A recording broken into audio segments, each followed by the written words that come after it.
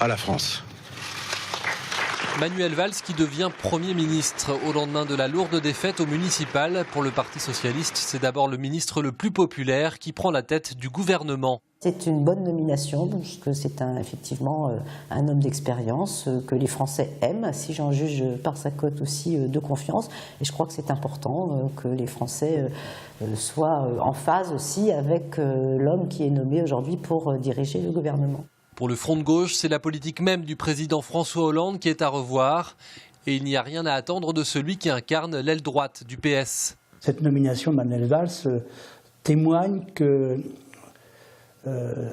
au plus haut niveau de l'État, l'oreille droite fonctionne bien et l'oreille gauche a quelques difficultés à entendre ce que le peuple a exprimé à l'occasion de ces municipales. Le président de l'UMP Vendée, Bruno Retailleau, lui, reconnaît les qualités de bon communicant du nouveau Premier ministre, avec à ses yeux une ligne gouvernementale impossible à tenir.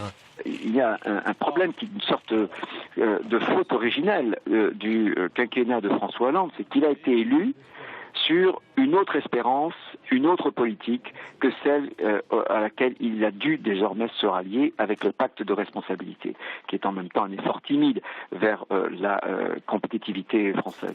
Enfin, du côté du Front National, Hérault ou Valls, peu importe, il fallait avant tout renvoyer les députés devant le peuple. Je pense que pour remédier à ça, pour remonter la France, je crois qu'il faut quand même procéder à une dissolution, carrément une dissolution de l'Assemblée, reprovoquer des élections législatives.